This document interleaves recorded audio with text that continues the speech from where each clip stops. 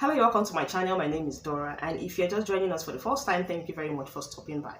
Now, if you live in the UK, the US, Canada, or any of the Western countries, and you're a migrant like I am, if you have the passion to help, if you have the zeal to help people, to support them, especially when they're migrants like you, I understand the fact and the need to support one another, to be your brother's keeper, to help each other, to show them a thing or two about their new environment, especially when they're very new in the country.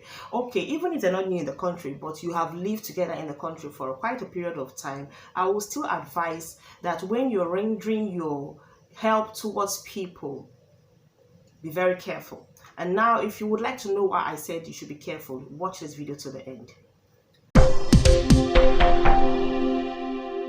So many years back, before I relocated to the UK, I used to hear people talk about migrants who live in the UK, and the way they talk about their non-ability to help each other, that they do not like to help each other, they do not like to give you one or two advices, they do not like to, render support when it's needed.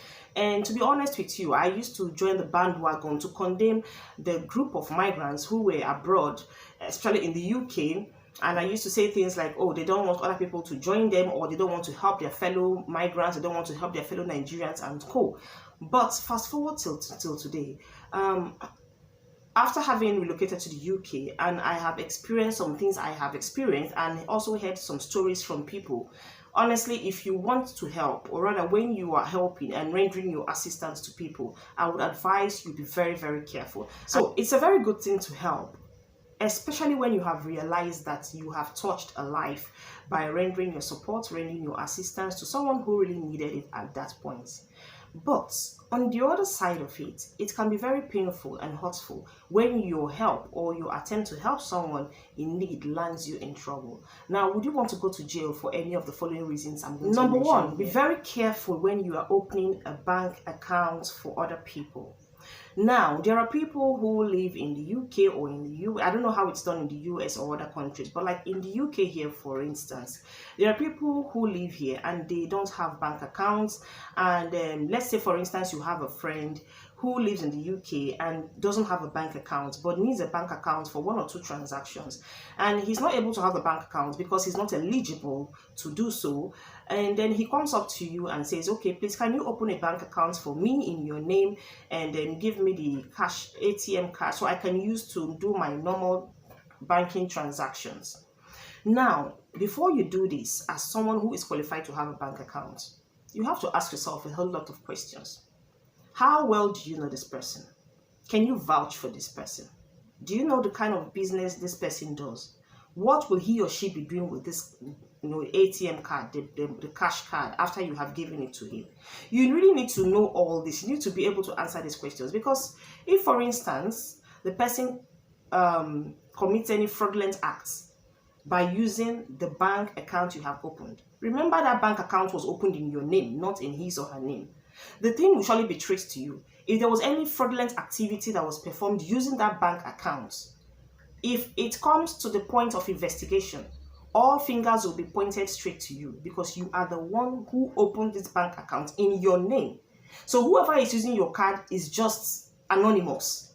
The government, the authority, will definitely find or trace this whole activity down to your doorstep.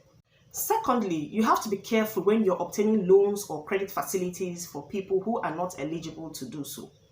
Now, there are some people that maybe they were eligible to obtain these loans and credit facilities, but they have actually destroyed their credit ratings, they've destroyed their credit history. Then they walk up to you and say, please, can you help me to maybe collect a loan from the bank or from any of these apps or whatsoever in your name, and I'll be paying back the monthly repayments and all that.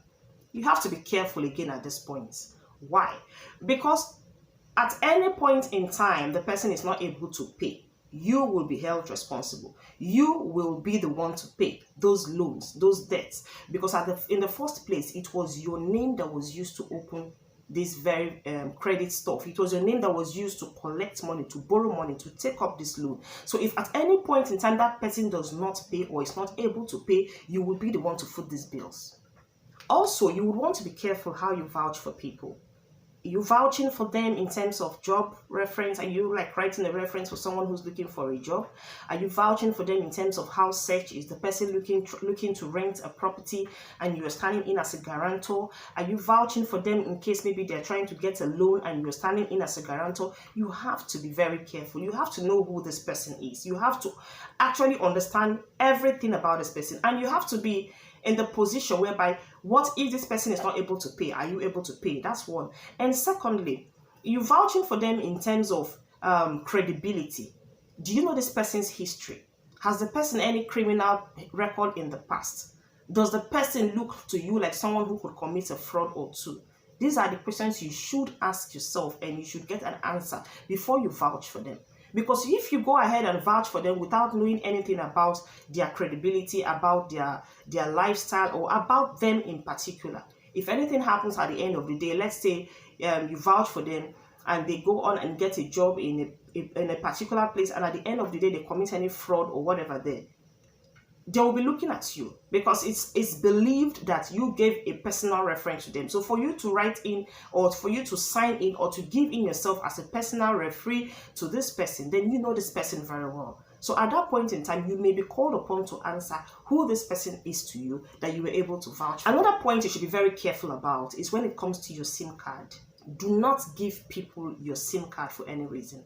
Now, I remember so many years back, I think that was 2009 to be precise, I came to the UK on a visit, and when I came, I bought this, this pay-as-you-go SIM cards. So I was only staying for 2 months. So after the end of 2 months, when I was going back home, I didn't see the need to use this SIM card anymore. So I just decided, okay, let me just, dump the phone somewhere. And before I actually got to Nigeria, because the SIM card was actually useless to me, there was no point, it was not going to work in Nigeria. So before I got to Nigeria, I actually threw the SIM card away. But when I got to Nigeria, after a few days, a friend of mine approached me and asked me if I still have my UK SIM card with me. And I said, why? And he said he just wanted to use it. And I was quite naive then. And I said, but you can't use it here. It's a UK SIM card. It's not going to work here in Nigeria. And he said, yeah, I know. You should understand. I want to use it for, 1 or 2 deals. So at that point, it struck me. I was like, wow, you want to use my SIM card for 1 or 2 deals? Like, what if, at that point, I quickly woke up and I was like, wow. Imagine if he does something nasty or funny with my SIM cards that has to do with fraud, and at the end of the day, this whole thing is traced back to me somehow. It's something you should be very, very wary about. Be very careful. If you are not making use of your SIM card for any reason, if it's old or you just feel you should change your number, I would very much advise you break the SIM card and dispose it carefully. Do not hand your SIM card over to anybody on no account. Also, you have to be very careful how you share your internet password. Now, this one is quite confusing in the sense that you live in a house and you have internet, Wi-Fi broadband in your house. Someone could actually come to your house, be it a family friend, a neighbor, a friend, anybody, even anybody could come to your house and say, okay, please, can I share your internet Wi-Fi password with you? I want to check my mail. I want to do something on Facebook. I just, and you give them your Wi-Fi password. Now, at this point, you are doing it openly, with an open mind, because you don't have anything against. So you're not actually thinking about anything negative. But do you know what the person is doing with the internet, what the person is doing on social media? Do you have any idea if the person is a pedophile who actually watches pornography of child sex online? Do you have any idea if the person is into 1 or 2 fraudsters and fraudulent activities or 2 criminal acts, and they're actually using their internet or their social media to interact or talk to 1 or 2 of their victims or 1 or 2 of their cohorts? Do you know what this person is actually doing? Now, if for instance, anything happens, if for instance, trouble comes out later and there's an investigation, now they will start investigating who actually contacted. Okay, let me give you a very, very real scenario now. There was a story of a man who was always looking, checking out this child pornography, and it happened for a very long time. It happened for a long time. A long time he was always fond of this. And it came to a point where they had to set him up with a young girl. And he was chatting with this young girl, thinking that this young girl is actually an adult, not knowing that this girl is underage. So at the end of the day, he and the girl arranged to meet somewhere. And when he went to meet this girl, when he traveled miles away from where he lives to meet this girl, he was apprehended by the police. Now, the very good thing about it is that he came in person and they caught him. But even if he didn't come in person and they needed to catch him in one way or the other, these people are very smart. It doesn't matter how long they take to investigate you.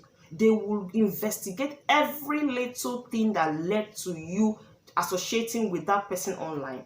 It doesn't matter if they even have to investigate and then go straight to the internet which you use to communicate with this person. If it means them going to verify or to find out the phone you used to communicate, the date you communicated with the person, the internet Wi-Fi, if they have to get through all these informations to get to the very end, they will do it.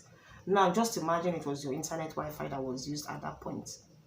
You may not have been the one that committed the act, but for the fact the whole thing was traced down to your house, how would you feel? How would you be able to wriggle yourself out of that scenario if, for instance, you fall into it? Now, this next point I'm going to be giving actually happened to me. Like, I'm talking out of experience in this particular one.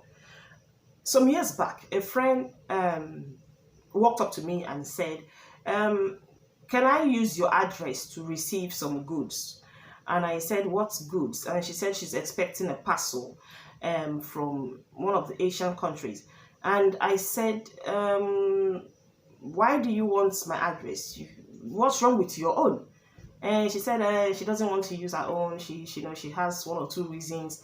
And I was like, why? But why would you want to use my address? At that point, something triggered in me and said, be very careful.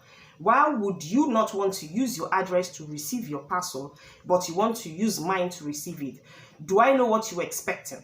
What if you're expecting drugs? What if you're expecting contrabands that are supposed to be in the country and maybe somehow they find their way to my house? What if you're expecting something fraudulent? What's like a lot of questions, because you have to be very careful. When you're giving out important information like this, you really need to know what you're doing.